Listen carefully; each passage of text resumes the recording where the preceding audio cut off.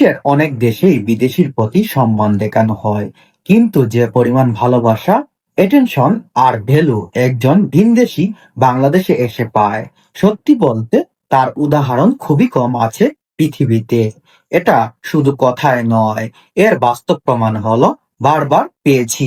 বড় বড় YouTuber, blogger কিংবা কন্টেন্ট ক্রিয়েটর যখন বাংলাদেশে আসেন, তাদের প্রতি মানুষের ব্যবহার, আগ্রহ, ভালোবাসা, হাসিমুখে কথা বলা সবই দেখায় আবার কতটা আতিথ্যপরায়ণ। যেমন ধরুন, কানাডিয়ান কন্টেন্ট ক্রিয়েটর অ্যালেক্স রিস বাংলাদেশে আসার পর কয়েক সপ্তাহের মধ্যেই তিনি যেন পুরোপুরি বাঙালি মোডে চলে আসেন।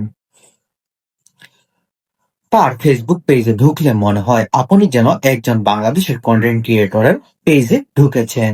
ক্যাপশনগুলো ঠিকই হাস্যকর, মজাদার, লুকানো ভঙ্গি এবং ভালোবাসায় ভরা।